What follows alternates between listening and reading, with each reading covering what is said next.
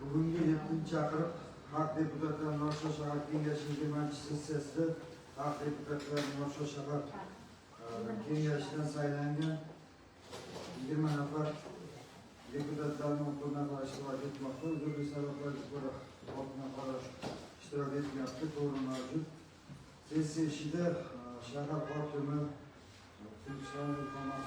shahar hokimining o'rinbosarlari, tegishli tashkilot, vakolatxona rahbarlari hamda ommaviy axborot vositalari vakillari ishtirok etmoqda. 7-chi chaqiriq Xalq deputatlari Nursulton shahar kengashining 20-sessiyasini ochiq to'g'risida kimda qanday takliflar bor? Ushbu taklifga ovozga qo'yaman. Rozilar, qarshilar yo'q, e'tirozlar yo'q. Rahmat. Sessiyani ochiq deb e'lon qilaman.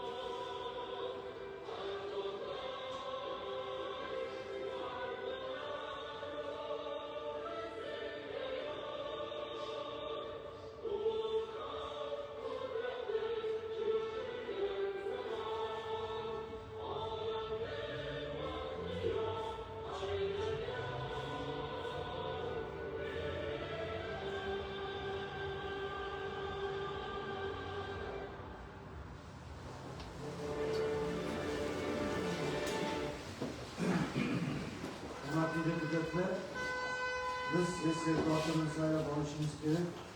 Sessiya kotibligiga 6 saylov okrugidan saylangan deputat Hakim Kamron sessiya kotibini saylash to'g'risida fikr bildirilmoqda. Boshqa taklifi bormi? Agar taklifi bo'lmasa, taklif qilingan nomzodga qo'l ko'tarib ovoz berishingizni so'rayman. Rozilar, qarshilar, e'tirozlar yo'q. Rahmat.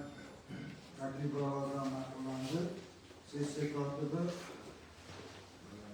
Hakim Kamron saylashi mumkin. Hurmatli deputatlar, 7-chi chaqiriq Xalq deputatlari Nursulton shahar kengashining 20-sessiyasi kun tartibini tasdiqlab olishimiz kerak. kun tartibiga 10 ta masala kiritilgan, hamma yoq qo'lga tarqatilgan. Ro'yxat bo'yicha tasdiqlovlarimizning taklif etilayotgan kun tartibi yuzasidan kimga yana qanday takliflar bor? Yo'q bo'lsa kun tartibini ovozga qo'yaman. Hozirda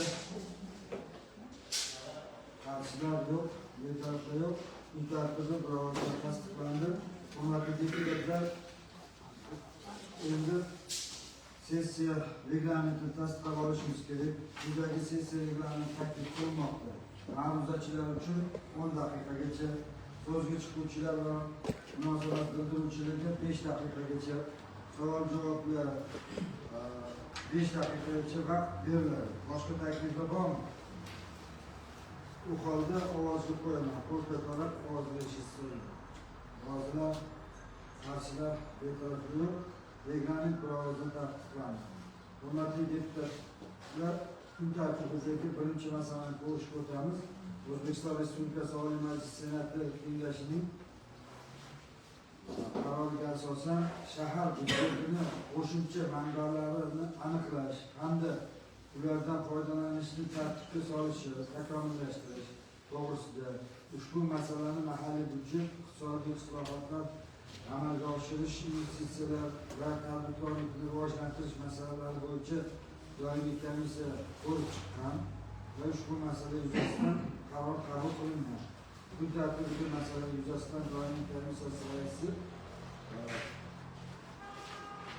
ko'rib chiqilgan va shu asosda verilgan. Hurmatli deputatlar, birinchi masala bo'yicha so'z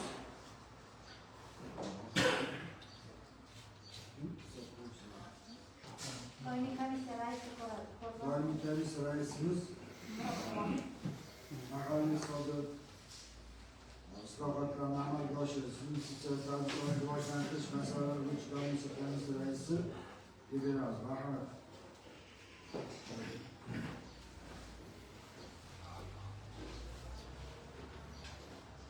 Assalomu alaykum. Doimiy komissiyaga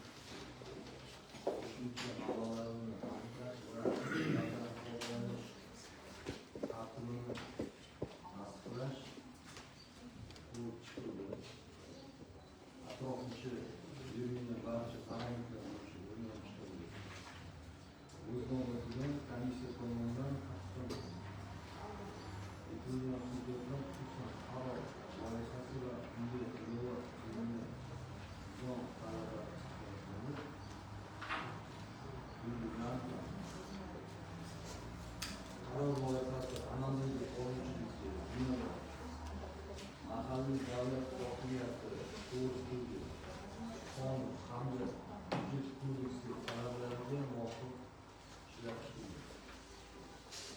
Unda mahalliy byudjetning qo'shimcha mablag'larini aniqlashning aniq mexanizmlari,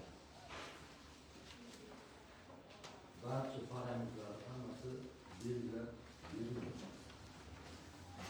Qo'shimcha mablag'larni qo'llanish tartibi ochiq, shaffof va maqsadli yo'naltirish tuzumidan kengash qarorlari asosida amalga oshirish nazarda tutilgan. Mablag'larni yo'naltirish ustuvor yo'nalishlar sifatida ijtimoiy soha obyektlarini rivojlantirish, infratuzilmani yaxshilash, ta'minot xizmatlari sifatini oshirish, tadbirkorlik infratuzilmasini rivojlantirish va hududlarni qo'shma rivojlantirish loyihalari belgilangan. Mablag'lardan foydalanish ustidan parlament va moliyaviy nazorat mexanizmlari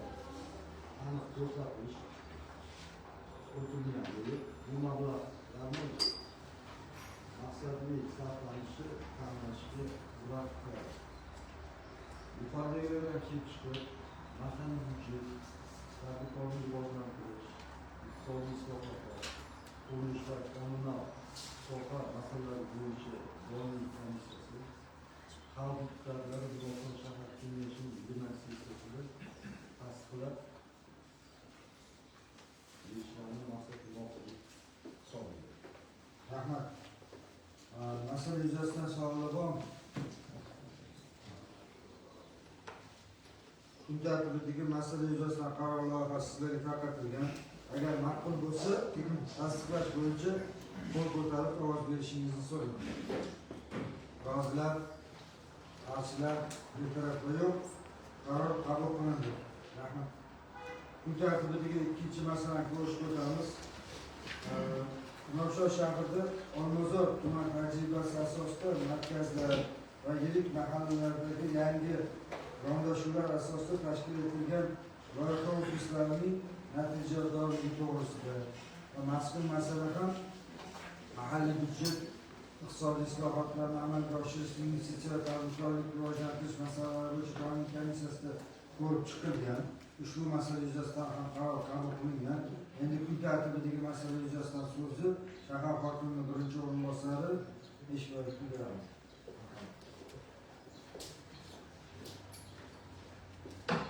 Assalomu alaykum, hurmatli raisimiz qiluvchi, hurmatli hokimlar, hurmatli deputatlar.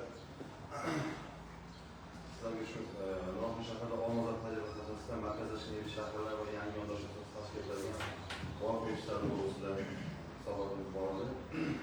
Prezident 26-5-fevraldagi 26-yilda hududlarni yangicha yondashuv asosida rivojlantirish orqali aholi daromadini oshirish, barqaror ish o'rinlarini yaratish hamda kambag'allikni qisqartirish choralari to'g'risidagi insoniy qarorlardan ellikta tuman shaharlar bo'yicha biznes ishlab chiqarib, hokim yordamchilari loyiha guruhlariga biriktirilgan.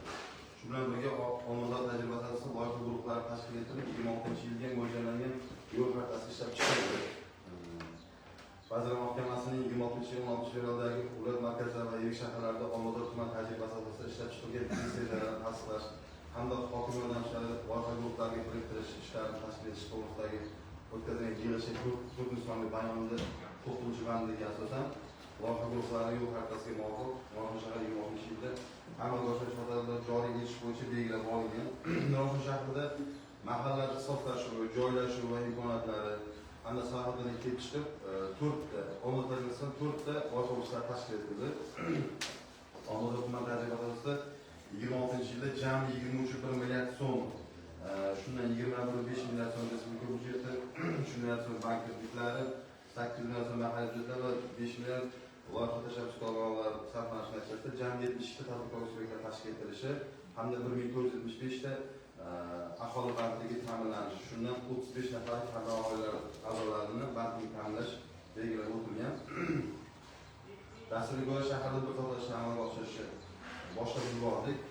Birinchi loyiha ofisimiz biz sanoat va savdo loyihalarini amalga oshirish yo'nalishi bu Oqqon, Nurafshon, Birlik, Hurriyat mahallari bitta loyiha ofisi tanlangan. 4 ta mahalla loyiha ofisini qisqa tushuntirsam, 4 ta mahallani birlashtirish orqali loyiha ofisi tashkil qilinadi. Bu loyiha ofisiga rahbar degan shtat yo'q, lekin o'sha 4 ta hokim yordamchisining ichidan eng tashabbuskor, ishtirok oladigan, boshqara oladigan bittasini tanlab olib, o'sha sanoat yo'nalishidan misol uchun mana shu Oqqon, Nurafshon, Birlik, Hurriyat 4 ta mahallani birlashtirgan holda Hurriyat mahallasining hokim yordamchisini loyiha ofisi rahbari qilib olganmiz. Bu 3 ta mahallaning hokim yordamchisini birgalikda hamkorlikda ishlab boshqarib boradi. Shu mahallada hudud tadbirkor tomonidan sanoat mahsulotlarini ishlab chiqarishni kengaytirish hamda yangi ishlab chiqarish loyihalari tashkil etish bo'yicha quyidagi ishlar amalga oshiriladi. Rivojlantirilgan avtomobil va ichki yo'llarni qurish va ta'mirlash, ichimlik suvi inshootini qurish hamda 29,2 kilometr uzunlikdagi ichimlik va oqova suv tarmoqlarini barpo etish, elektr ta'minotini yaxshilash maqsadida 4 ta transport punkti o'rnatish, 27,8 kilometr elektr tarmoqlarni tortish va 404 ta tayanch ustunlarini o'rnatish orqali ishlab chiqarish, ya'ni sanoat korxonalariga ishlab chiqarishdagi noqulayliklarni oldini olish maqsadida qilinadi. Bu qilinadigan ishlar barcha dasturlar hisobga olingan. Bu uchun umumiy ofisial pul mablag'lari ajratilmagan. Barcha, ya'ni investitsiya loyihalari asosida prezidentimiz qarorlari asosida qilinishi kerak bo'lgan 26-yilda qilish kerak bo'lgan ishlar ko'zda tutilgan. Ikkinchi loyiha ofisida bu sohil bo'yi, kanal bo'ylarini rivojlantirish bo'yicha bu yerga Buxoro shahridan 4 yil Toshkent yo'l ko'chasida chetida tuman fermerdan o'tgan kattachilik kanali bor. Sohil bo'yi qilish belgilab o'tilgan 500 metr masofaga qancha o'rnatish, hududlarni to'g'ri berib ko'chalarni 180 metr asfaltlash, kanal bo'ylab o'sib tungi yoritish chiroqlari o'rnatish, kanal ustidagi piyodalar o'tish uchun o'ta ko'prik qo'yish, 10 dona o'rindiq o'rnatish, kanal bo'ylab xizmat ko'rsatuvchi qo'shma savdo shoxobchalari tashkil etish maqsadida 7 ta lotni auksion savdoga 17 ta lotni auksion savdoga chiqarish belgilangan. Buni kattachilik kanalini уже bu 90% ish amalga oshib bo'lgan. Haqiqatdan asfaltlar o'sha universitetdagi hamma asfaltlar yo'laklar qilindi. Hokimiyatimiz tashabbusini bergan pullardan tashqari hokimiyat tashabbusidan juda ko'p ovorachiliklar qilinyapti bu yerda. Zarur tajribasi pullar ajratilgan. Bu sohil bo'yi loyihamiz уже amalga oshib bo'ldi, почти 90% oldi. Savdo va xizmat ko'rsatuvchilarni rivojlantirish 3-loyiha ofisi bu Nurafshon shahrining Ma'rifat mahallasidan hududidan o'tuvchi Toshkent yo'l ko'chasini 24/7 rejimda faoliyat yuritishni zamonaviy xizmat ko'rsatish ko'chasiga aylantirish.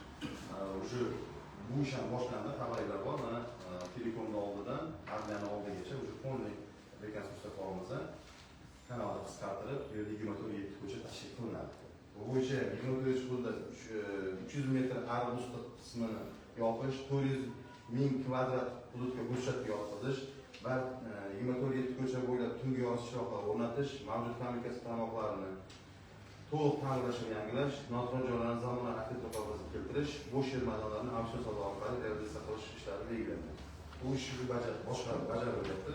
2,9 respublikaga pul berilgan, undan tashqari xalq ko'rsatuvchilarning o'zlarini ham avvallari hisobidan qurilishlar yakunlangandan keyin qo'shimcha o'z binolarini ta'mirlash ishlari olib boriladi. 4-chi loyiha ofisimiz bu savdo xizmat ko'rsatish. Bunda obod turmush, obod, oybek, taraqqiyot mahallalarida savdo xizmat ko'rsatish sohalarini rivojlantirishdan rejalashtirilgan ikki tadbir subyektlarini tashkil etish, mavjudlarni kengaytirish, 28 yangi ishlarni yaratish, 5 yagona faoliyatni tahlil qilish, ular bo'yicha ma'lumot ishlab chiqish hamda 1,5-2 yaqin bo'yicha belgilangan rejalashtirilgan ta'minlashlar belgilangan. Asosiy loyiha ofislari bo'yicha ommaviy tajribasi bo'yicha asos qilinadigan ishlar shu. Yuqoridan kelib chiqib, Nurafshon shahrida ommaviy tajribasi shakllantirilgan loyiha ofislarni faoliyatini samarali tashkil etish, belgilangan sharoitlarni o'zaro amalga oshirish, yangi ish o'rinlarini yaratish va aholi bandligini ta'minlash maqsadida ishlab chiqilgan loyihalarni shahar kengashi tasvirlashiga so'raymiz. Endi bu yerda juda ham ko'p narsalar bor, jadvallar ilova qilingan, korxonalar nomma-nom ilova qilingan. Endi buni birma-bir gapirib o'tirmadim, chunki reglamentga e'tibor berib qisqa shu tasvirlashni so'rayman. Rahmat. Endi hozirgi masala bo'yicha muzokaraga o'tsak, munosabat bildirish uchun so'z Xalq deputatlari Nurafshon shahar Kengashining doimiy komissiyasi raisi Murod Baxtiyorovga beramiz. Masala ko'p chiqilgan. Masala qanday ko'p chiqilgan, savdo yurishida yo'lda mutlaqo o'ziga to'g'ri diskussiya bo'ldi va katta parametrlar bo'yicha ba'zi masalalar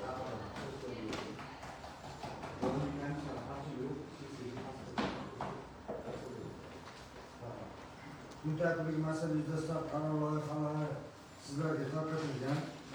Agar ma'qul bo'lsa, boshqa savollar bo'lmasa, tasdiqlash bo'yicha qo'l ko'tarib ovoz berishingizni so'rayman. Rozilar, qarshilar, betaraflar yo'q. Rahmat. Qaror loyihasi tasdiqlandi. Kun tartibidagi 3-chi masalani ko'rib o'tamiz. Shaharda Nurafshon shahri aholi murojaatlari va murojaatlar bilan ishlash tizimini yangi darajaga ko'tarish hamda jamoatchilik fikrini chuqur tahlil qilish bo'yicha har shahar tajribasi asosida amalga oshiriladigan chora-tadbirlar rejasini tasdiqlash to'g'risida bu masalani doimiy komissiyada ko'rib chiqilgan va tegishli qaror qabul qilingan. Kun tartibidagi masala yuzasidan so'z shahar hokimligi joy intizomi bo'yicha bosh mutaxassisi Umarlarga beriladi.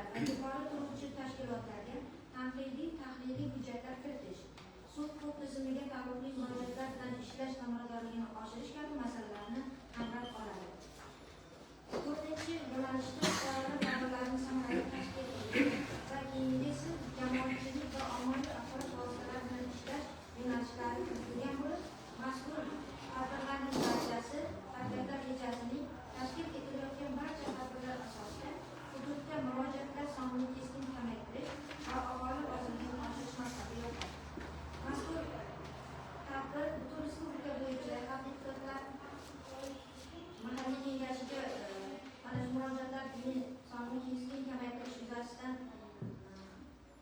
masalalar kiritilgan bo'lib, respublikada bu ish olib borilgan.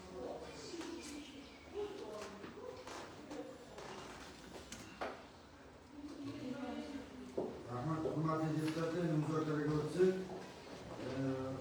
munosabat bildirish uchun so'z doimiy komissiyasi a'zosi shu masalada o'qishga ham hozirda beramiz. Yuqoridagi kunlardagi ikkinchi masala bo'yicha biz tomonidan hokimiyat ko'rinishi shaxsga korrupsiyaga qarshi kurashish va xavfsizlik masalalari bo'yicha doimiy komissiyaning shahar aholi muammolarini o'zgartirishga ishlash yangi darajada va jamoatchilik huquqining chuqur tahlil bo'yicha qarshi tajribasi asosida amalga oshirilgan chora-tadbirlar rejasini tasdiqlash to'g'risida masala yuzasidan ko'rib chiqildi va biz shunaqa xulosaga keldikki, doimiy komissiya tomonidan Toshkent shahar hokimligining aholi murojaatlari bilan ishlash tizimini takomillashtirish doir taqdim etilgan hujjatlar, jumladan Toshkent shahar aholisining muammolari va murojaatlarini ishlash tizimini yangi darajaga ko'tarish va jamoatchilik huquqining chuqur tahlil qilish bo'yicha Qarshi shahar tajribasi asosida amalga oshirilgan chora-tadbirlar rejasi loyiha atrofida ko'rib chiqildi. Bo'lgan jarayonda O'zbekiston Respublikasi Prezidentining raisligida 2016 yil 12 mart kuni o'tkazilgan xalq murojaatlarini ishlash tizimini yangi darajaga ko'tarish va jamoatchilik uchun chuqur tahlil qilishga bag'ishlangan videoselektor yig'ilishida berilgan topshiriqlar ijrosini ta'minlash, aholi murojaatlarini ishlash samaradorligini oshirish, takroriy murojaatlarni oldini olish hamda davlat organlari faoliyatining ochiqlik va shaffoflikni kuchaytirish muhim vazifa etib belgilanganligi qayd etildi.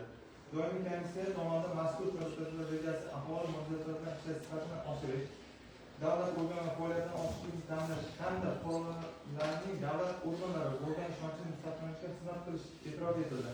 Yuqoridagilardan kelib chiqib, korrupsiyaga qarshi kurashish va xavfsizlik masalalari bo'yicha doimiy komissiya xalq deputatlari Toshkent kengashining 20-sessiyasida tasdiqlash maqsadiga muvofiq deb hisoblaymiz. Rahmat, hurmatli deputatlar, kun tartibidagi masalalar yuzasidan ma'ruzachi hamda doimiy komissiyaning a'zosining fikrlarini eshitdik. Ma'ruza yuzasidan savollar bormi? Savol bo'lsa, kun tartibidagi masala yuzasidan qaror loyihasi ham sizlarga tarqatilgan. Agar ma'qul bo'lsa, tasdiqlash bo'yicha qo'l ko'tarib ovoz berishingiz so'raymiz. Rozilar, qarshilar, betaraflar yo'q. Qaror qabul qilindi. Rahmat. Endi kun tartibidagi 4-chi masalani ko'rish ko'ramiz. O'zbekiston Respublikasi Prezidentining O'zbekiston mahalliy uyushmalari faoliyatini yo'lga qo'yish, mahallalarda boshqaruv tizimini takomillashtirishga oid qo'shimcha chora-tadbirlar to'g'risidagi 402 qarorlar ijrosi to'g'risida ushbu masala ham doimiy komissiyada ko'rib chiqilgan, tegishli qaror qabul qilingan. Kun tartibidagi masala yuzasidan ma'ruzaga mahalliy uyushmasi Yoshlar shahar bo'lim boshlig'i O'tgan Mahsulotga rahmat.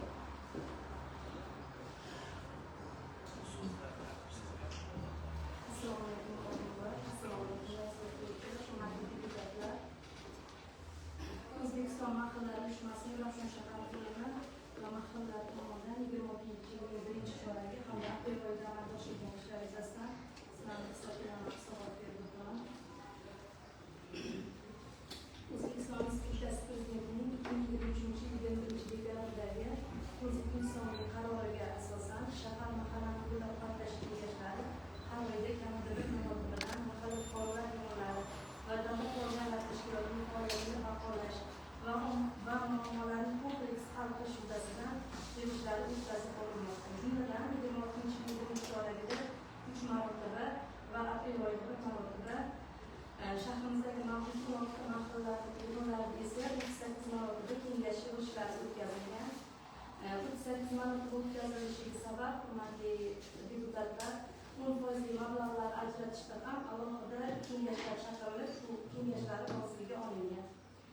O'zbekiston Respublikasi Vazirlar Mahkamasining 2024-yil 15 martdagi 137 qaroriga asosan mahalla raisi tomonidan mahalliy huquqiy a'zolarning ishga kelishi va ishdan ketishi bo'yicha davomatni yuritish har oy yakunida tasdiqlangan tarbiyalarni mahalla huquqiy a'zolarning mehnatdagi ish haqi hisoblash uchun PSG orqali o'tish yo'lga qo'yildi birinchi chorak va aprel oyida birinchi chorak davomida yillik daromadimiz 87,5% tashkil etdi. Bu kesakidan yanvar oyida Degantepa, Dehqonobod mahallasining soliq inspektorlari, obod turmush mahallasida yoshlar, fevral oyida Degantepa, Dehqonobod, Tultepa, obod turmush va obod mahallalarning soliq inspektorlari, Dehqonobod tumani taraqqiyot obod mahallalarida profilaktika inspektorlari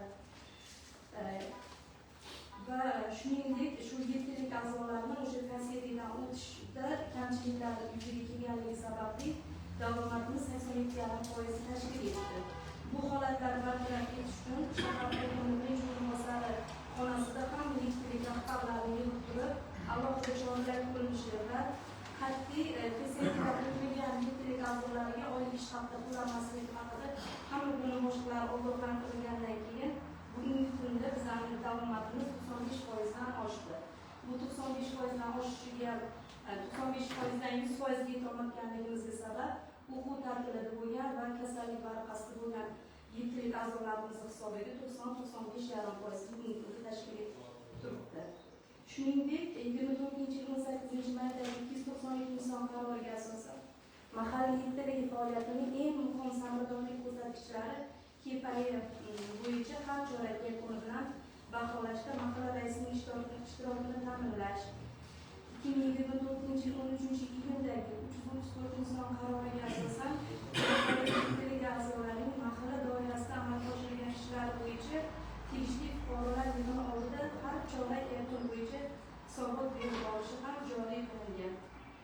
Prezident xalq qabulxonasi, Prezident pochtasi, xalq qabulxonasi, ishonch telefonlari, veb-sayt orqali birinchi chorak va aprel oylarida kelib tushgan murojaatlar soni 69 tani tashkil etdi. Eng ko'p murojaatlar 18 yoshgacha bo'lgan bolalar nafaqasi yo'nalishiga to'g'ri keldi. Kelib tushgan murojaatlarning 69 tasi 100% ijrosi ta'minlangan bo'lib, shundan 60 tasi ijobiy hal etilgan, 8 tasiga huquqiy ma'lumotlar berib hal etilgan. Nurafshon shahrimizda biz xizmat binosiga ega bo'lmagan mahallalarimiz mavjud emas. Bugungi kunda mebel jihozlari, kompyuter va printerlar bilan to'liq ta'minlangan. Shuningdek, shahrimizdagi 6 mahallalarda 12 tasiga 3 kilovatli quyosh panellari bizlarning 10% mablag'lar hisobidan qo'yilgan. Birinchi chorak va aprel oyida elektr shu qo'yilgan quyosh panellaridan 6,300,000 so'mlik elektr energiyasi sotildi. Mahalladagi yettilik tarkibi tahlil qilinganda birinchi choragimizda ikkita bizda vakant bo'ldi. Bu yoshlarimizda Optoq va Taraqqiyot mahallalarida yoshlar yetakchisi vakant bo'ldi. Bu narsa ikkinchi chorak boshida bartaraf etilib, ikkala mahallaga ham yoshlar yetakchilari qo'yildi. Mahalla raislari tomonidan mahalla yettilik a'zolarining faoliyatini moslashtirish va muammolarni yo'naltirish holati bo'yicha har bir mahalla yettilik a'zolariga har oyda 10 tadan murojaatlar yo'naltirib kelinmoqda va bugungi kunda bu murojaatlarning 80% murojaatlari ijobiy hal qilib kelinmoqda.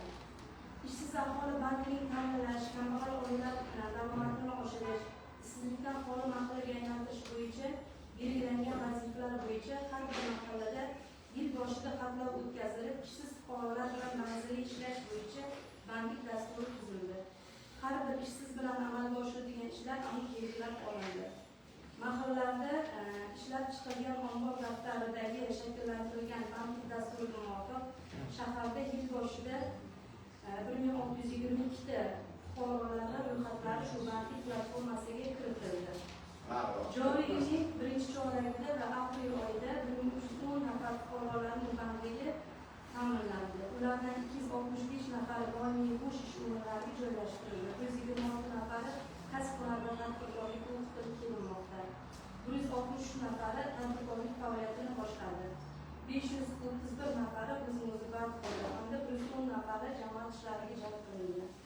Shuningdek, oilaviy tadbirkorlikni rivojlantirish doirasida biznesga birinchi qadam yo'nalishida ham 115 oilaviy kreditlar ajratilgan.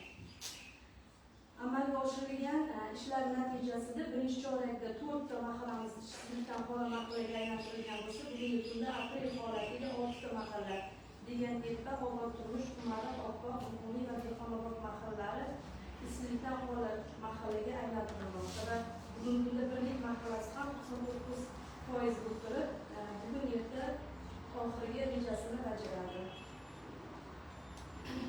Shahar bo'yicha ajrimlarni oldini olish bo'yicha ham shahar xotin-qizlar bo'limi ma'muriyatida samarali ishlar tashkil etilmoqda.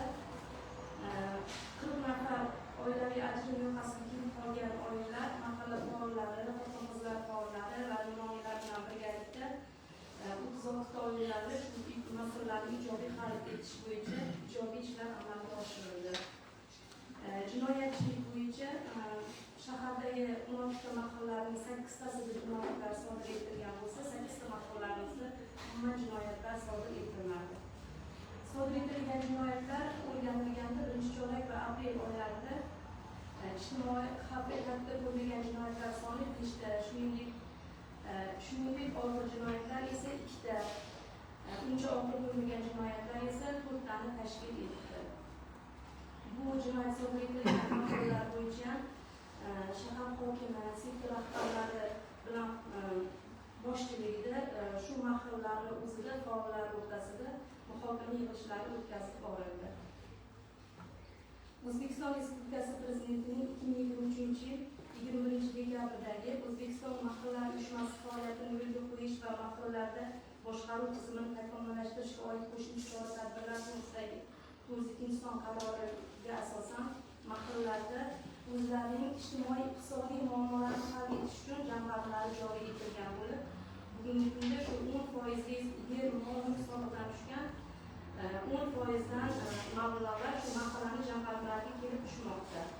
Shahardagi 16 ta mahallaning jamg'arma hisob raqamlarida shakllantirilgan mablag'larning joriy yil uchun hajmi faqat mol-mulk va yer solig'i bo'yicha undirilgan mablag'larning 10% bo'yicha hisoblanganda 2026 yilning 1-yanvar holatiga 162.893.132 so'm o'tgan yildan qolgan holda summamiz bo'lgan.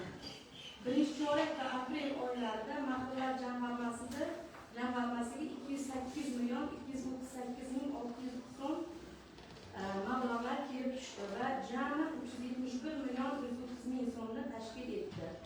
Mahallalar jamg'armasiga kelib tushgan mablag'larni sarflanishini ko'radigan bo'lsak, hisobot davriga kelib tushgan 371.131.732 so'm mablag'larning 176.579.895 so'mi sarflanib 48% tashkil etmoqda. Ya'ni jami bor mablag'imizning 48% shu bugungi kun holatigacha sarflandi. Tuman va birlik mahallasi hududidagi tungi yotish tizimini yaxshilash maqsadida 20.660.000, mahalla inventarlarini yaxshilash maqsadida Muqimiy Dehqonobod Ma'rifat mahallasiga kompyuter va printer xarid qilish uchun 20.386.000, mahallalarda yashil makon umumiy loyihasi doirasida obodonlashtirish va ko'kalamzorlashtirish ishlarini amalga oshirish maqsadida 53.522.000 so'm, mahallalar hududi infratuzilmani rivojlantirish va boshqa tadbir xarajatlari uchun 82 million so'm xarajat qilindi. Birinchi chorak va aprel oylarida ishlatilmagan mablag'lar foldada bugungi kunda 194.571.000 so'mni tashkil etadi. Hurmatli deputatlar, mavzu yuzasidan endi muzokara o'tdik. Munosabat bildirish uchun so'z doimiy komissiyasi raisi Murat Baxtiyorovga beramiz. Rahmat.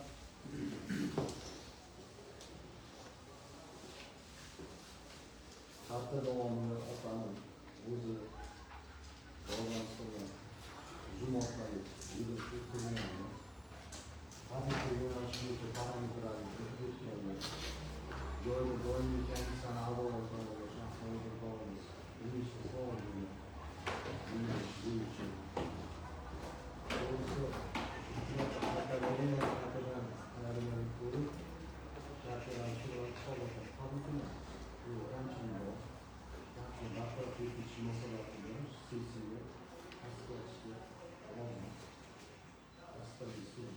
Rahmat. Hurmatli deputatlar, masala yuzasidan kimda qanaqa savoli bor? kun tartibidagi masala yuzasidan qaror loyihasi sizlarga tarqatilgan. Agar ma'qul bo'lsa, tasdiqlash bo'yicha qo'l ko'tarib ovoz berishingizni so'rayman. Rozilar? Qarshilar? E'tiroflar yo'q, qaror qabul qilindi. Endi kun tartibidagi keyingi masalalarni ko'rishga o'tamiz.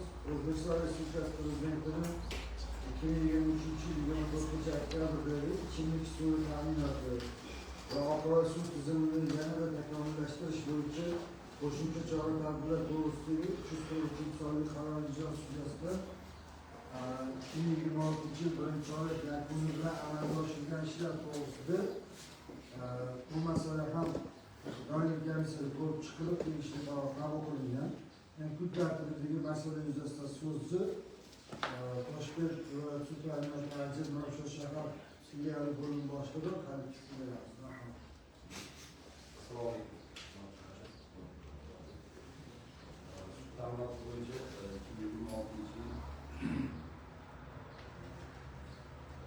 Prezidentimiz 393 qarorlari asosida yuksalish va taraqqiyot masalalari hozirgi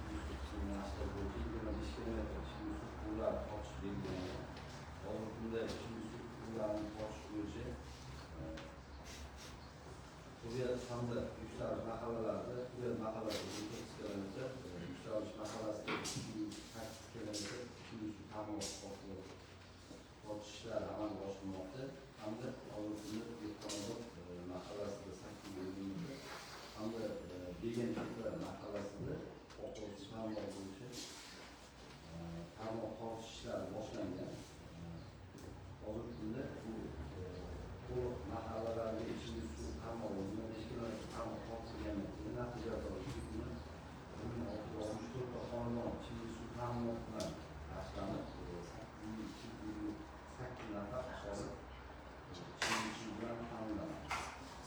Bundan tashqari hozir Prezidentimiz qarori bo'yicha 163 qaror asosida Istiqbolli tumanidagi mahallasida ichimlik suvini bo'yicha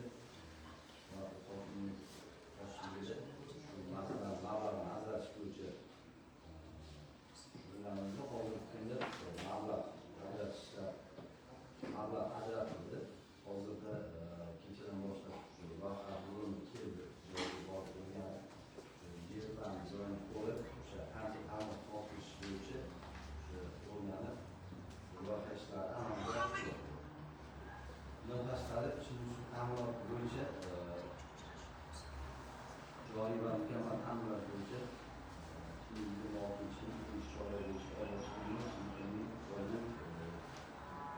markaziy suv inshoot hamda oqquloq suv inshootlarga maxsus agregatlari yangidan o'rnatilib, tejamkor asosda o'rnatildi.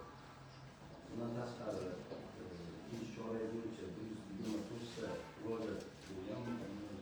Ushbu murojaat bo'yicha Navoiylik degan tibbiyot, yuksalish, Nurafshon, oqquloq mahallalarida ushbu murojaatlar bo'yicha joriy ta'minlash 6,5 kilometr joriy ta'minlandi. Mukammal ta'minlash bo'yicha 1 mehnat ko'chasi 250 metr yangidan ta'minot tortildi. Ushbu ko'chasida 300 metr yangi ta'minot tortildi. Yangiobod mahallasi Nurafshon hududida 450 metr ta'minot amalga oshirildi.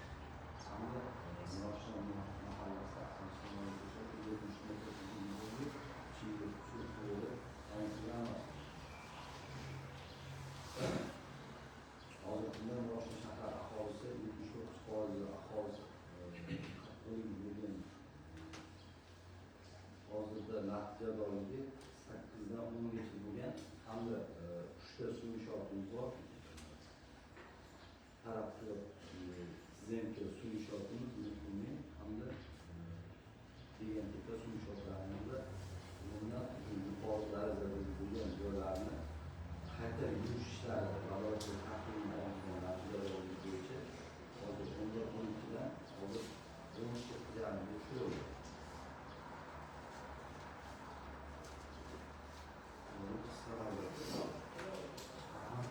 Qo'shimcha Müsaadesiyle ben o sekin oturup iştirami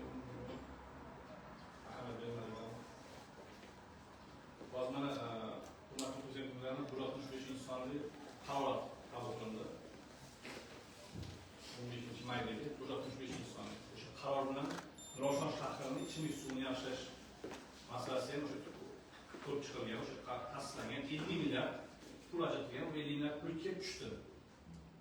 Viloyatga kelib tushdi o'sha pul. Hozir men aytgandek, loyihachilari Birlik mahallasidagi masjid orqasida suv inshoti loyihasi qilinyapti. Xudo xohlasa yaqin kunlarda o'sha loyihasini yakunlab qurilish ham boshlanadi. Yil yakunigacha rejalashtiramiz shuni qurib qazishni. O'shanda lolar ham truba kelgan, Roshon shahrigacha tarmoq kelgan. Endi o'shanga suv inshotini hamda o'sha suvni zararsizlantirish, hamma shu suvlar o'rnatilib, tarmoqda hozir действующий tarmoqda toza ichimlik, sifatli suv ichimlik suvi beriladi. Hozirgi kunda norma bo'yicha mana 3-4 qattiqlik bo'lsa, darajada o'shanda norma hisoblanadi. Shunda yaxshi sifatli ichimlik suvi hisoblanadi. Lekin bizda hozir 8 dan tepasi. Hozir ayrim mahallalar shu prezidentlarning mahallani 11-12 gacha ko'tarib ketgan, trubalarni yuvganimizdan keyin sal 10.5 tushdi degan fikr aytyapti, lekin 10.5 juda ham yomon suv. Bu ichimlik yaroqsiz ham, odam kasal qiladi. Shuning uchun aholimiz ko'chadan mahallaga olib kelishadi, filtrlangan suv o'shan sotib oladi. Yani quyilish suvlar bor, o'shani olib ichishadi. Endi Toshkentda o'zi ichishni qo'ydi mana bu suv. Bu shunday bu juda ham yaxshi masala, qattiq juda ham suvimiz. Uni hamma bilasa, butun hamma mahallada aholining murojaatlari katta qismi shu suvga bog'liq. Suvni sifatsizligiga, suvning yomonligidan aholimiz doim norozi bo'ladi. Hurmatli prezidentimizga ming rahmat. Shu ta'limotda shu narsani so'ragan, 50 milliard pul berildi. İnşaat puli dasturda kelajakda emas, puli kelib tushdi уже. Уже muolada pul turibdi. Faqat olib ishlatishimiz qoldi. O'shanga hozir tez ishdan hozir mana kelishdik biz, loyihachilar tez loyihasini qiladi. Tez o'sha qurilishni tanlab, joyiga qo'yib, nazorat qilsak bo'ladi. Shunday pullar qidish kerak emas, boshqa ham kerak emas. O'sha tarmoq inshoot quriladi hamda shundan munosabatiga hamda tarmoq qo'shimcha tarmoq orqali hamda diskussiya tarmog'imizga emlanadi, balki boshqa tarmoqlarimizdan ham ayrim qismlarini hisoblaydigan bo'lsa, shu mablag' hisobidan yangilash ham rejalashtirilgan. Shu narsani mana ertaga misol uchun mana hududda hamma o'zi bir tilgan deputatlar hududiga borganda shu ichimlik suv bo'yicha masala ko'targanda bemalol aytsalar bo'ladi. 50 milliard pul keldi. Xudo xohlasa shu yil yakunigacha bu masalani ham hal bo'ladi bu masalamiz. Rahmat. Munosabat bildirish uchun so'z deputatlari Nurafshon shahar kengashining agrar qurilish, kommunal sohalar, ekologiya, sanoat, transport va suv xo'jaligi masalalari bo'yicha doimiy komissiyasi raisi Niyozov Nuriddin Tojiyev. Assalomu alaykum. Sessiya qatnashchilari, xalq deputatlari Nurafshon shahar kengashining ekologiya, agrar va suv xo'jaligi masalalari bo'yicha komissiya tomonidan O'zbekiston Respublikasi Prezidentining T343-sonli qarori bo'yicha amalga oshirilgan ishlar ko'rib chiqildi va quyidagi takliflar berildi.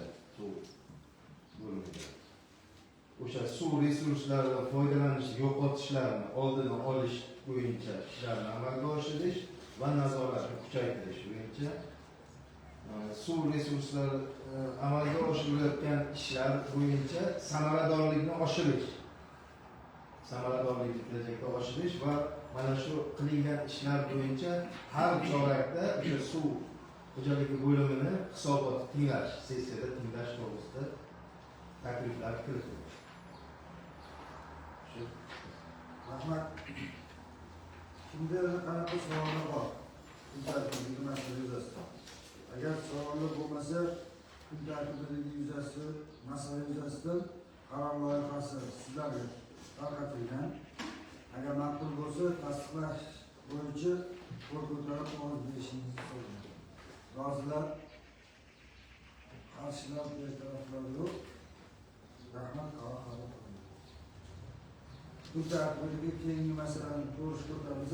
O'zbekiston Respublikasi Vazirlar Mahkamasining 78-sonli qarori ijrosi yuzasidan yoshlarning huquqiy salohiyatini yuksaltirish, ularni bo'sh vaqtlarini mazmunli tashkil etish, huquqiy savodxonlikni oshirish, shuningdek 5 muhim tashabbus doirasidagi tadbirlarni moliyalashtirish to'g'risida ijtimoiy soha, yoshlar siyosati, madaniy, sport masalalari bo'yicha doimiy komissiyada ko'rib chiqilgan, tegishli qaror qabul qilingan. Masala kun tartibidagi masala yuzasidan so'zni Yoshlar ishlari agentligi Navshot shahar bo'limi boshlig'i Ahmadjonovga bergan.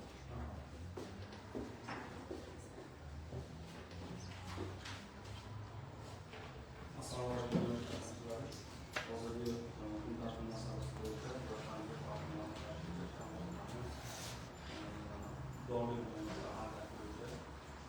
O'zbekiston Respublikasi Vazirlar Mahkamasining 2026 fevraldagi 28 sonli qaror shu qarorda Nizomining 3-bobida yoshlarning holatlarini ko'rsatdi. Ularni o'z vaqtini tashkil etdi.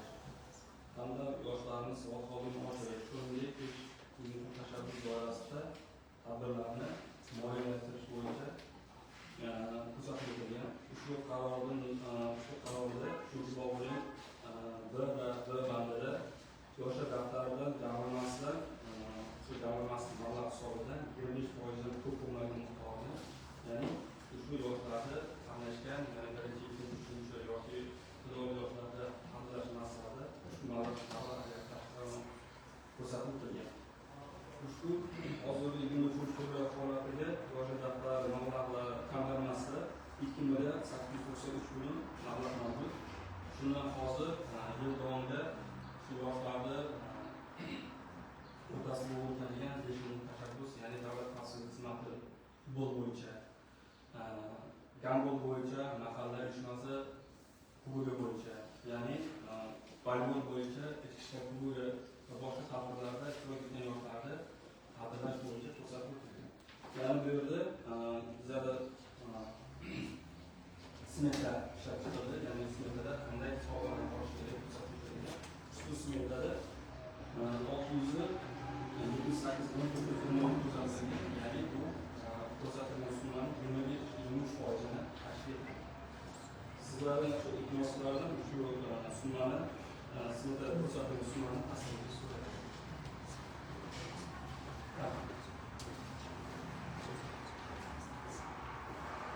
Hurmatli deputatlar, muzokaraga o'tsak, munosabat bildirish uchun so'zni Xalq deputatlar munosabat kengashining ijtimoiy soha, yoshlar siyosati, madaniyat va sport masalalari bo'yicha doimiy komissiyasi raisi Alim Tursunboyevga beradi.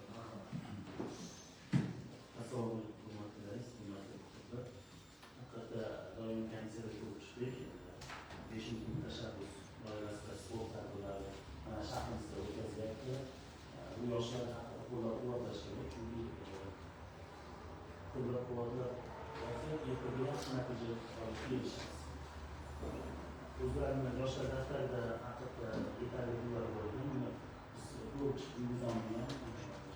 Nizomga 25%gacha o'zlarini yoshlar daftarida bo'lgan rag'batlantirishga ajratish mumkinligi ko'rsatib o'tilgan.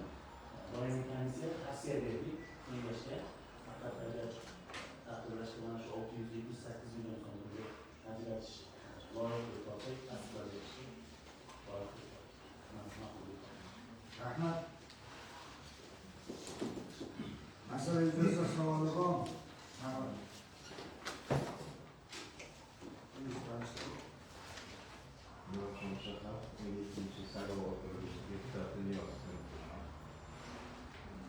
Yoshlar shahar yoshlar bo'limi bilan hamkorlikda ishlayapmiz. Ishlar yaxshi tashkil etilgan. 5 tashabbus bo'yicha ham boshqa jamoatchilik ishlarida ham yoshlar aktiv qatnashib kelyapti.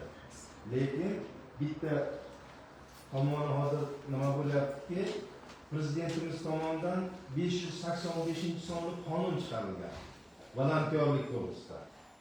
Mana shu Nurafshon shahrida mana shu qonun bo'yicha volontyorlik bo'yicha biron bir ishlar tashkil etilmadi. Hech ko'rinmayapti. Tashkil etilgan bo'lsa ham, lekin ish ko'rinmayapti.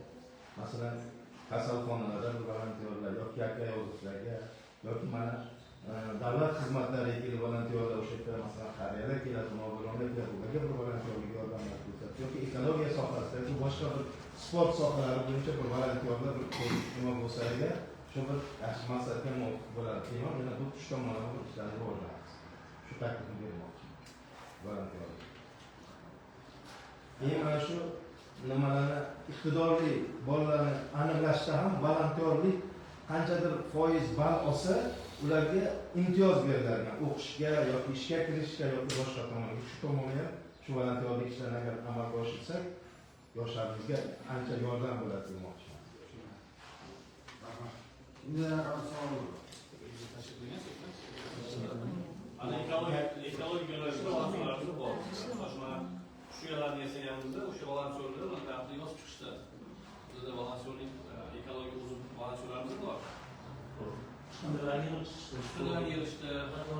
Hattodir akademiyamiz o'zidan Yoshlar kanalida hattodir juda usulga yig'ib kelsa ham shu volontyorlar tashabbus qildi, o'sha mahallaga borib, hasharot qilishyapti. Ro'yxatga olishga ham juda yaxshi. Ro'yxatga olish jarayonlarida ham yaxshi yordam beradi. Aktiv qatnashishdan tashqari o'sha ekologik sohada qabullarni deyarli ikkitasi bittasi bo'lsa ham shu volontyorlar kelib ekologik holatni yaxshilash bo'yicha menga o'z takliflarini berishadi doimiy ravishda. Qaroston bo'yicha bor, Qaroston bo'yicha loyihalar bor hozir. Raqamlashtirish bo'yicha Qaroston raqamlashtirish bo'yicha volontyorlarimiz bor. Ekologik soha o'sha Qarostonda ro'yxatga olish, undan keyin dafn marosimlarini tashkil qilish bo'yicha hozir loyiha ishlab chiqyapti. Bu ham o'sha volontyor. Hamda biz ham o'zi hokim volontyorlar deganda uchta ochgan hokim volontyorlar degan ochganda yana o'sha volontyorlar o'zi shu tashabbus qildi shu hokim volontyorlar degan yo'nalishni qildik biz shu nomiylik bizani o'sha volontyorlarimizni nomini shunaqa nomiylik tartib berishdi qo'llab-quvvatladim o'sha qabulda hamda shu yo'nalish bo'yicha qaysi yo'nalishda biz hisoblaymiz volontyorlarga yordam kerak bo'lsa o'sha volontyorlar juda ham yordam berishyapti. Bizlar tashkil qilingan, balki o'shani yorishga, balki qilmaganimiz. Yoshlar bo'lgan yetarli darajada shu narsa ishlamagan bo'lsa kerak, yorish masalasida. Man bir ko'rganim bir ular amal qildi volontyorlar. Lekin shu bilan yana pasayib umuman ko'rinmay qoldi. Bir tashkil etilgan paytda bir ishni tashkil etdingizlar. Davlat xizmatlariga ham bordi, boshqa o'sha nimalarda ham bog'da, yoshlik bog'da ham ko'rdim. Shu bilan yana so'nib qoldi bular. Ish tashkil nima qilinmay qoldi. Keyin mana hozir biz nima jahon chempionatiga chiqdik O'zbekiston. 34 yil deganda mana shuni bir volontyorlar asosida bir bunday shaharda targ'ib qilsak. Bu ham katta. Yoki mana biz yana shunaqa bir aholidan taklif tushyapti-yu, shaharga ikki joy bitta nima bir katta ekran qo'yilib shuni ko'rishga O'zbekiston hech bo'lmasa o'ynagan davrdagi futbol nimasini ko'rsatyapti. Jamoasi o'ynagan. Kuzatish marosimi yo'q. Bu bo'yicha to'g'risi turibmiz. Hozirlar bog'da asosan reja turibmiz. Endi balki muloyimlarda haqida bilmasda aytishdi. O'sha yerda turibmiz endi. Bu xalqimizga yaxshi bo'ladi. Yoshlar birligiga boya O'zbekiston jamoasining takliflarimiz rejasi bo'yicha. Bo'lgandan keyin sizga ma'lumot beramiz.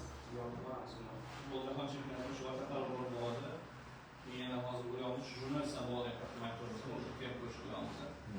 Hozir televiziyaga boshlaymiz, o'sha translyatsiyasini rejasiga e'lon beramiz. Yani şimdi bir savol bor. Savol bo'lsa menda bitta savol bor. Mana bu smeta taqdim etgansizlar. Shu smetani chiqib, qaytadan tasdiqlab taqdim etishinglarni so'raman. Savol bitta xatolik ketdi, bu ikkita joyda. Ya'ni televizor deyilyapti, oddiy deyiladi. Bu naqd ketdi. Keyin sizlar televizor oddiy deyilyapti, naqd ketdi. Ertaga bu narsa tizimga tikiladi, asos sifatida. Tikilganlikda yana boyagi muqaddimaga sabab bo'lib qolmasin. Bitirib o'shani ko'rib chiqib, qaytadan chiroyli qilib, imzo etib, keyin taqdim etsangiz, bizni qaror qabul qilishdi. Televizorda ko'rish sababi ikkita bor ekan, smart bor ekan, yana oddiysi bor. Buni narxi ozgina farq qiladi. Shuni bir qiyos qo'yasiz. Televizor oddiy 3,5 million. Keyingi qatorda televizor oddiy 2,5 million. O'shani smart yoki bo'lmasa 32 yoki 40 deb qo'ysangiz o'xshaydi. Buni yo'nalib qolsa bor, sabab shu ko'rsatgan katta, ya'ni tomonqalik bo'ldi, katta qo'l bo'yicha. Uchinchisi mini futbol, o'g'il bola aslida bugungi kunda yana uchinchisi qizlar jamoasi. 39 ko'rsatilgan bugungi kunda taraqqiyot mahallasi o'g'il bolalarniki, ikkinchisi qizlar jamoasi hozir bugungi kunda tuman o'yin o'ynadi, o'sha turibdi hozir. Obod turmush mahallasi katta futbol. Bu bo'yicha kuzatib o'tilgan. Kecha o'yin bo'ldi tumanda. Nurafshon mahallasida obod turmush mahalla chiqqan bo'lsa, Olmaliqdan mahalla chiqdi. Bu yerda kecha o'yinni 1-1 bo'yicha o'yin bo'ldi. Yo'q, o'yin so'ralyapti bu yerda. Savob masalasi bo'yicha berilgan, shunga qarab bu yerda ixtiro bor. Smartda pulga qarab qolgan. Shu smetada ko'rsatib bersangiz bekda. Bu ertaga bitta narsa bor. Qaror loyihasini tayyorlab qo'yishni qo'yganingizda hech kim minmaydi. Keyin u imzolanib chiqib ketgandan keyin ketdi, kommentariy bildirishni boshlashadi. Mana bunaqa narsa turib, noto'g'ri fikrlar bildirilishi. Shuning uchun aniq smetani ko'rsatib, yana mana imzolasak, maqsadga muvofiq bo'ladi. Hurmatli deputatlar, kun tartibidagi masala yuzasidan ma'ruzachi hamda doimiy komissiya raisini ma'ruzalarini bildirgan fikrlarini eshitdik. Boshqa savollar yo'qmi? Agar boshqa savollar bo'lmasa, kun tartibidagi masala yuzasidan qaror loyihasi sizlarga tarqatilgan. Agar ma'qul bo'lsa, hozir aytilgan qo'shimchalar bilan tasdiqlash bo'yicha qo'l ko'tarib ovoz berishingizni so'rayman. Rozilar, qarshilar, betaraflar yo'q. Qaror qabul qilindi. Rahmat. Keyingi masalani ko'rishib o'tamiz. Ekologiya, atrof-muhitni muhofaza qilish, iqlim o'zgarishini boshqarish boshqarmasi Nurafshon shahar bo'limi tomonidan amalga oshirilgan ishlar bor edi. Buni hozir keyingi masalani ko'rib turamiz. Nurafshon shahar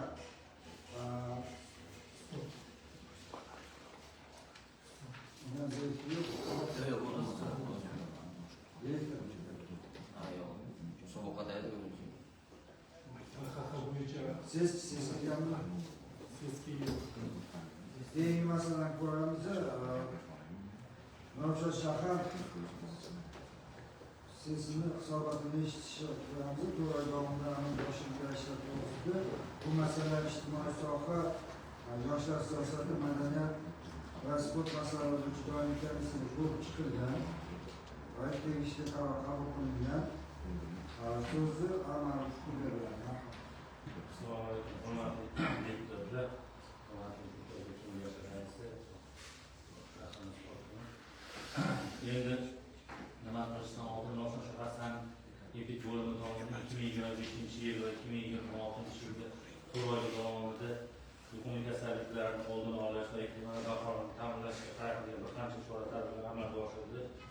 Shu jumlasidan aytadigan bo'lsak, Nurafshon shahar aholisiga yetkazib berilayotgan ichimlik suvini doimiy nazorat olib kelinmoqda. San'at bo'limi tomonidan Nurafshon shahar hududida bugungi kunda 19 ta suv inshootlari mavjud bo'lib, shundan 18 tasi Toshkent suv ta'minoti Nurafshon shahar filialiga tegishli suv inshooti idoralari tibbiyot birlashmasiga qarashli. 2025 va 2026 yillar davomida reja grafik asosida, ya'ni shu soha va Toshkent suv ta'minotini Nurafshon shahar filiali bilan hamkorlikda ular bilan kelishib, har oyning 15-sanasiga qadar shu suv inshootlaridan ichimlik suvining tahlili uchun sanitariya gigiyena tahlilxonasi, ya'ni kimyoviy ko'rsatkichlar bo'yicha tahlilga va bakteriologik ko'rsatkichlar bo'yicha bakteriologik laboratoriyasiga tahlil uchun suv namunalari olib kelinmoqda. 2025 yilda davomida 200 qurushda suv namunasi kimyoviy ko'rsatkichlar bo'yicha tekshirilgan. Shundan 31tasi shu ruxsat etilgan, ya'ni O'zbekiston milliy standarti 133/2024, ya'ni gigiyenik talablar va sifatni nazorat qilish milliy standartiga javob bermagan va sanitariya qoida va me'yorlar 02/11/16 talablariga javob bermagan. Bakteriologik ko'rsatkichlar bo'yicha 200 qurushda tahlil uchun olingan suv namunalaridan 19tasi shu O'zbekiston milliy standarti 133/2024 va sanitariya qoida me'yorlari 02/11/16 talablariga javob bermagan. Shular bo'yicha Nurafshon shahar sanitariya bo'limi tomonidan Toshkent Sultonov masalan cheklangan Ravshan shahar filiali bo'limiga tegishli 16 sanitariya xabar berilgan, ya'ni kimyo ko'rsatishlar hozir hokimimiz aytganda, ya'ni filial rahbari aytgandek, asosan umumiy xalqlik ko'rsatkichi bo'yicha javob bermagan, ular bo'yicha suvni yumshatish uchun uskuna o'rnatish yoki boshqa nimalar bo'yicha sanitariya xabar berganmiz. 19 ta shu talabga javob bermagan suv namunalari bo'yicha biz ya'ni bakteriyalar ko'rsatish umumiy mikroblar soni va ko'lindeks ko'rsatkichi bo'yicha suv inshoot tarmoqlari va inshootida zararsizlantirish yuvish ishlarini o'tkazish to'g'risida O'zbekiston Konstitutsiyasining xabarini bergan. Bundan tashqari 2026 yilda ham shu ichimlik suvida 4 oylik 76 ta suv namunasi kimyo ko'rsatkichlarga tekshirildi, 4 ta namuna shu talabga javob bermadi, 76 ta bakteriyalar ko'rsatish bo'yicha tekshirilgan suv namunalariga 2 ta javob berildi. Xuddi shunday ularga ham tegishli sanitariya tavsiyanomasi xati berildi. Bundan tashqari shahar suv tarmog'ini shu tozalash inshootiga qurib bitkazilgan. 2020 yilda hozir butun shahardagi markazlashgan kanalizatsiya suv tarmoqlarini oqova suvlar shu kuz tarmog'iga yo'naltirilyapti. Shu yo'naltirilayotgan kuz tarmog'idagi suvlardan ham 2025 yilda 24 ta kimyo ko'rsatkichlarga, bakteriyalar ko'rsatkichlarga 24 ta olingan. Kimyo ko'rsatkichlar bo'yicha 8 ta namuna talabga javob bermagan. 2026 yilda 8 ta tahlil uchun kimyo ko'rsatkichlar, shundan 2 ta javob bermagan. Bakteriyalar ko'rsatkichlarga 8 ta olingan. Shu laboratoriya tahlil natijalari asosida talabga javob bermagan suv inshootlari bo'yicha shu tozalash samaradorligini oshirish yuzasidan tavsiya xatlari berilgan. Bundan tashqari yana aytadigan bo'lsak, Ravshan shahar sanitariya bo'limi tomonidan 2015 yil davomida 60 ta sanitariya kimyo tekshiruvlar o'tkazildi va shu sanitariya kimyo tekshiruvlardan 38 tasi shu davlat korxonalarida, ya'ni maktabgacha ta'lim va davlat profilaktik muassasalarida o'tkazilgan bo'lsa, shundan 28 tasi maktab va maktab ta'lim tashkilotlariga, 12 tasi shahar tibbiyot birlashmasiga muassasalarida amalga oshirilgan. 22 ta tadbirkorlik subyektlarida amalga oshirilgan. Shu tekshirishlar davomida 28 ta holatda ma'muriy bayonnomalar rasmiylashtirib ijroga qaratilgan. Endi nima qilib o'tadigan bo'lsak, 22 ta tadbirkorlik subyektlari O'zbekiston Respublikasi Prezidenti huzuridagi tadbirkorlik subyektlari huquq va qonuniy manfaatlarini himoya qilish vakilini xabardor etgan holda o'tkazilgan 22 ta tekshiruvlarning 8 tasi bu davlat maktabgacha ta'lim tashkilotlarida bugungi outsourcing asosida faoliyat ko'rsatayotgan COVID-19 emchishini oshxonalarda o'tkazilgan. Bular 2025 yilda 3-chi, 4-chi, 5-chi, 6-chi, 7-chi, 14-chi, 18-chi va 22-chi davlat shu muassasalar, davlat maktabgacha ta'lim muassasalari oshxonasida o'tkazilgan. O'tkazilgan tekshirishlarda aniqlangan kamchiliklar bo'yicha bayonnomalar rasmiylashtirilib, O'zbekiston Respublikasining 53-moddasi bilan to'plangan hujjatlarni O'zbekiston Respublikasi emizgan 245-moddasi 3-qismiga asosan mazmundan ko'rib chiqish va ijroga qaratish yuzasidan Toshkent viloyati jinoyat ishlari bo'yicha Ravshan shahar sudiga yuborilgan. Bundan tashqari shu 2025 yil davomida yana 8 ta oilaviy maktabgacha ta'lim tashkilotlarida o'tkazilgan. Bunda ham tekshirish yakuni bo'yicha hujjatlar to'plami 53-moddasi bilan ko'rib chiqib chora ko'rish uchun Ravshan shahar jinoyat ishlari sudiga yuborilgan. Bundan tashqari yana bolalarni sanitariya bo'limi tomonidan davlat xususiy sherikchilik nimasidagi disiplinariya keyin bundan tashqari bolalarni shu sog'lom ovqatlantirish bo'yicha Prezident qarori 2024 qarori bilan maktabgacha ta'lim tashkilotlaridagi bolalarni ko'rib yo'lga qo'yish va taqiqlangan taomlarni sotilishini oldini olish bo'yicha ham maktab bufetlarida bugungi kunda faoliyat yuritayotgan 3 ta nimasi bo'yicha 13-maktabdagi Islomlik baliq ko'li mas'uliyat cheklangan jamiyatida 32-chi maktabdagi Münchhaus test emshishi va 4-chi maktabdagi Hojilar Nazarova Ra'no Barman biznes emshishilarida tekshirishlar o'tkazildi. Tekshirish bo'yicha shu ma'muriy bayonotlarni rasmiylashtirib, ularni 53-modda bilan ko'rib chiqib chora ko'rish uchun sud organlariga yuborildi. Bundan tashqari mana 2026-yilda 4 oylik davomida ham 8 ta tadbirkorlik subyektlarida shu O'zbekiston Respublikasi Prezidenti huzuridagi tadbirkorlik subyektlar huquq va qonuniy manfaatlarini himoya qilish vakili xabardor etgan holatda tekshirishlar o'tkazilgan. Bu tekshirishlar ya'ni shu davlat maktabgacha ta'lim tashkilot boshqarmasidagi koronavirus emshishini 11-chi, 12-chi, 16-chi, 26-chi va 2-chi maktabgacha ta'lim tashkilot boshqarmalarida va 2 ta oilaviy bog'chalarda va 1 ta xususiy profilaktika muassasalarida amalga oshirildi va tekshirish yakuni bo'yicha to'plangan hujjatlarni, ya'ni 53 moddasi bilan chora ko'rish uchun sudga yuborildi. Bundan tashqari 2025-yil davomida jami 28 ta o'z sanitar bo'limi tomonidan ma'muriy bayonnomalar rasmiylashtirib qarorlar chiqarildi. Ya'ni bu nimadan shundan 16 tasi ma'muriy maktabgacha maktab ta'lim tashkilotlaridan 94,995 so'm va tibbiyot muassasalari bo'yicha 12 ta javobgar shaxsga 82,820 so'm miqdorida jarima solingan.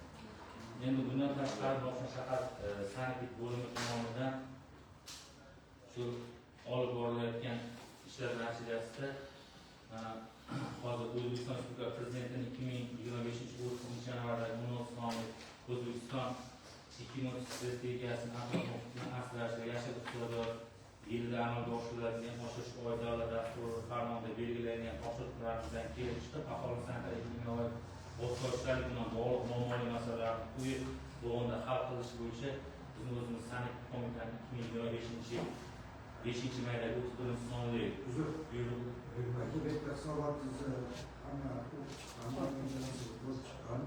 hozir hisobotizlarni eshitganimizda savol bo'lyapti. Faqat maktab, bog'cha va boyagi qanaqalarni aytyapsiz? Tibbiyot muassasalari.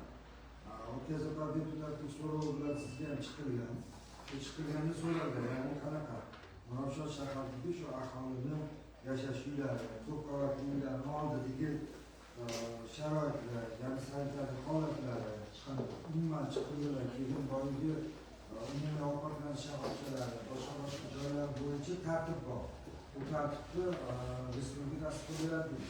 Mana o'sha bo'yicha ham bugungi kungacha xususiy tadbirkorlikka yoki bo'lmasa aholini yashash hududlari bo'yicha xonadonlarga faqat jarima qo'llash yoki ma'muriy bayonnoma qo'llab turib ularni ishini sudga oshirish emas, balki bugungi kungacha nechta ogohlantirish bergansiz. Mana qurilish bo'lyapti yoki boshqa bo'lyapti, shu oldini siz talabiga javob berish bo'yicha to'g'rilab qo'yganda turib birinchi ogohlantirish berasiz, to'g'rimi siz? Hozir xuddi shu aytganingizdek, mana yangi mahallalar tizimi bo'yicha, boshqa bo'yicha xonadonlar yurganda, mana shu xonadonlarni o'zgartirishlar, orastaligi va boshqalar bo'yicha, ya'ni xonadon hududi va atrofini tartibga keltirib, to'g'rilashtirish bo'yicha bizda mahallalar tizimida yurganda xodimlar tomonidan o'zini suhbatlar o'tkazib, tushuntirish berildi. Ketadi. Bundan tashqari boyaga aytgandek, ko'p qavatli uylarni yashovchi aholi bo'yicha bizda sanitar norma qoidalari bo'yicha 01/02/2025-yilda chiqqan, ya'ni ko'p qavatli turar joy binolari bo'yicha va keyin aholini mana shu turar joylarni rejalash bo'yicha 03/9/16-yildagi sanitar qoida me'yorlari mavjud. Bular bo'yicha ham o'tgan yili shu mavjud ikkita mana shu boshqaruv servis kompaniyalariga profilaktika o'tkazib o'zimiz sanitar tavsiyonomalarni berganmiz va shu tavsiyonomalarımizda именно shu chiqindilarni yig'ish va chiqindilarni mana shu yo'laklari, qattiq qismlarini, yer yumaloq qismlarini o'zida saqlash, ya'ni undagi kommunikatsiyalarda bo'ladigan har xil nima deyishga ya'ni suvni oqish nimalarni oldini olish bo'yicha o'zimizni profilaktik tadbirimiz o'tkazib sanitar tavsiyanoma xatlarini berganmiz. Endi hozir gaplarimiz yo'q, ikki narsa. Hozir bitta qaror loyihasida ham chora-tadbir ishlab chiqish sizga topshiriq berilyapti. Shu topshiriqdan kelib chiqib, faqat o'sha bog'cha, maktab, tibbiyot masala emas, balkim xususiy xonadonlikka tadbirkorlik masalalari va misol uchun obodonlashtirish ishlaridan ko'chalardagi xonadonlarni oldida sanitariya qoidalariga rioya etilishi bo'yicha inobatga olinishi maqsadga muvofiq bo'ladi. Endi agar mavzuingiz qisqacha shu bo'lsa, munosabat bildirish bo'ladiki, boshqa so'z bormi? Yo'q, endi yana aytadigan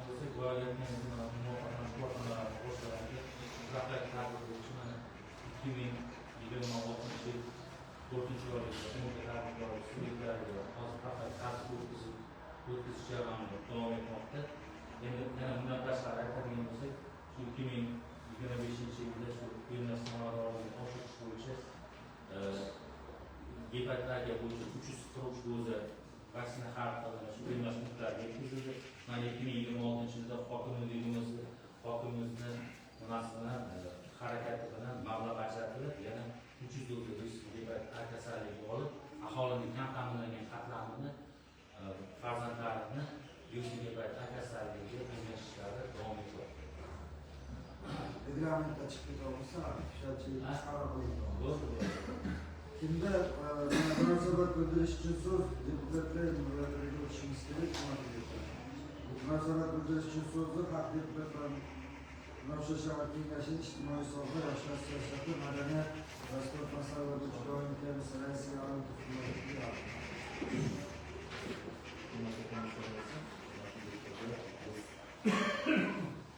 Doimiy komissiyada ko'rishdik, kerakli tavsiyalarni berdik. Chora-tadbirlar ishlab chiqish to'g'risida albatta chora-tadbirlarga ko'rishimiz kerak.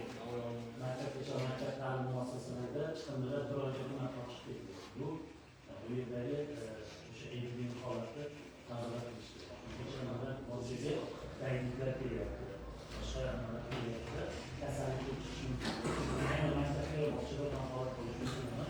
Bu bo'yicha chora-tadbirlar bu holatlarga ham mana kecha Qo'ymalar chaqirib, 20 partiya ma'lumotini berib, o'sha holatni bartaraf etishga urinishlarni lekin yana chora-tadbirlarga ko'rish kerak deb o'ylayman.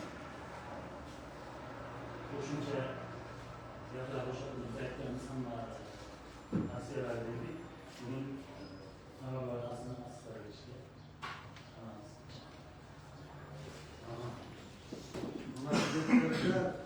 kimda qanaqa savollar bor?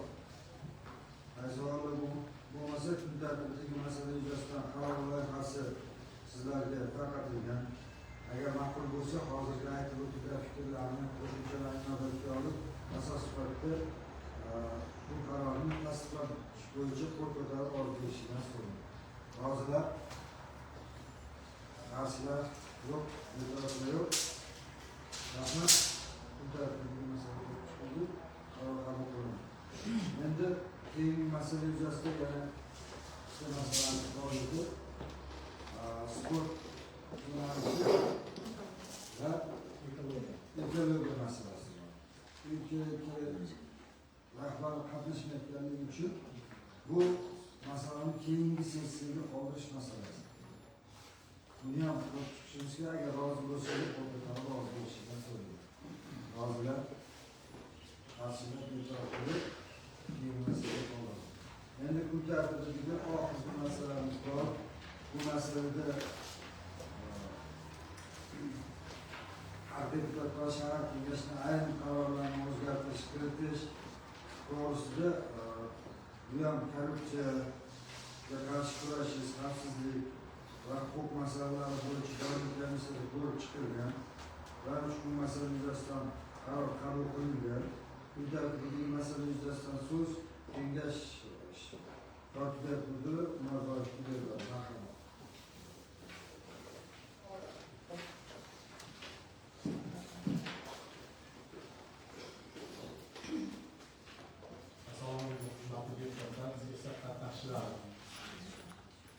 Xalq deputatlari Nursulton shahar kengashining 2026 yil 8-aprildagi 7-18-14-10-213 Petrov 26 sonli qarorini qonunga muvofiqlashtirish to'g'risida shahar kengashining 2026 yil 20 apreldagi 7-19-25-10-213 K26 sonli qarori 7-19-26-10-213 K26 sonli qarori bekor qilish to'g'risida shahar kengashining 2026 yil 20 apreldagi 7-19-27-10-213 K26 sonli qarorining ikkinchi bandi bekor qilish va 7-19-22-10-213 K26 sonli qarorining 5-chi bandlari ilovasini bekor qilish. O'zbekiston Respublikasi Oliy Majlis Senati Devoni hududiy vakillari organlari faoliyatini o'rganish markazi xalq deputatlari mahalliy kengash tomonidan 2026 yil aprel oyida qabul qilingan qarorlar monitoring yuzasidan tahlil ma'lumotlari keltirilgan Nurafshon shahar kengashining 5 ta qarorlar hattoqicha ko'rib chiqildi. Bunda xalq deputatlari shahar kengashining 2026 yil 8 apreldagi 7-18-14-10-213 K26 sonli qarori bilan shahar 2026 yil O'zbekiston Respublikasining normativ huquqiy hujjatlari to'g'risidagi qonunning 40-moddasi 2-qismi muvofiq tadbirkorlik faoliyatini amalga oshirish tamoyili murakkablashtirilganligi va tadbirkorlik faoliyati subyektlari zimmasiga yangi majburiyatlar yuklatilishi nazarda tutadigan, shuningdek ularga javobgarlikka oid yangi choralarni belgilaydigan normativ hujjatlar rasman e'lon qilingan kundan e'tiboran kamida 3 oydan keyin kuchga kiradi deb ko'rsatib kerak edi. Xalq deputatlari Nurafshon shahar kengashining 2026 yil 20 apreldagi O'zbekiston Respublikasi Prezidentining 2025 yil 26 dekabrdagi mahalliy byudjet va byudjet tashkilotlarining moliyaviy barqarorligini oshirish, byudjetni intizomiy kuchaytirishga doir qo'shimcha chora-tadbirlar PX 387 sonli qarorini ijrosi yuzasidan Nurafshon shahar obodonlashtirish boshqarmasi tomonidan ko'rsatilgan obodonlashtirish va maishiy chiqindi xizmatlari uchun to'lov tariflari miqdorini tasdiqlash to'g'risidagi 7-19-25-10-213 K26 sonli qarori va xalq deputatlari shahar kengashi 2026 yil 20 apreldagi hududdagi mahalla muhofazasini xizmat xonalarini moddiy texnik jihozlash chora-tadbirlari to'g'risidagi 7-19-26-10-213 K26 sonli qarori qonunga muvofiq qabul qilinganligi bekor qilish. Xalq deputatlari Nurafshon shahar 2026 yil 20 apreldagi 7-19-27-10-213 K26 sonli qarorining 2-chi bandiga ilgari kengash qarori ijrosini ta'minlash mas'uliyatsiz yo'l qo'ygan mansabdor shaxslarga nisbatan amaldagi qonunchilikka muvofiq intizomiy jazo choralarini qo'llash maqsadida muvofiq deb topilgan. Bunday narsa kengashda bunday vakolat mavjud bo'lmagan. 7-19-22-10-213 K26 sonli qaror 5-chi bandi shahar inson ijtimoiy xizmatlar markazi maktabgacha va maktab ta'lim bo'limi nosog'lom oila muhitidagi bolalarni aniqlash va ularga nisbatan zo'ravonlikni oldini olish vazifasi yuklatilgan qaror bandi qonunga muvofiq qabul qilinmaganligi, mazkur qarorni tegishli bandlar bekor qilish qarorlarini qonunga muvofiq qabul qilinmaganligi bekor qilish to'g'risida takliflar ma'qullash so'raladi. Yuqoridagi kelib chiqqan masalalar tegishli doimiy komissiyada ko'rib chiqildi. Shahar kengashining 20 sessiyasiga kiritish so'rab qolaman. Shunda savolim bor. Endi so'zi Xalq deputatlar Yoshlar shahar kengashining korrupsiyaga qarshi kurashish xavfsizlik va huquq masalalari bo'yicha komissiyasi a'zosi Abbos Abdullatovimiz qisqa qilib munosabat bildirsangiz. Yuqoridagi 10 masala bo'yicha haqiqatan ham keltirilgan e'tirozlar, takliflar o'rinli, ular chiqildi.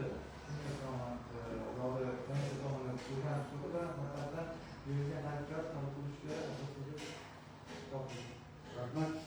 Hurmatli deputatlar, kun tartibidagi masala yuzasidan ma'ruzachi hamda doimiy komissiyasining a'zosini bildirgan fikrlarini eshitdik. Masala yuzasidan kimda savollar bor? Agar savol bo'lmasa, menda bitta taklif bor edi, iltimos qanaqa bo'ladi? Shu doimiy komissiya hozir bekor qilinayotgan qarorlarimiz, bandlarimizni har bittasi hamma doimiy komissiyaga ko'rib chiqilgan. Lekin mana o'rganish natijasiga kelib chiqib, buni bekor qilish va o'zgartirish kiritish tavsiyasini berib, mana bugun shu masalani ko'rib chiqamiz.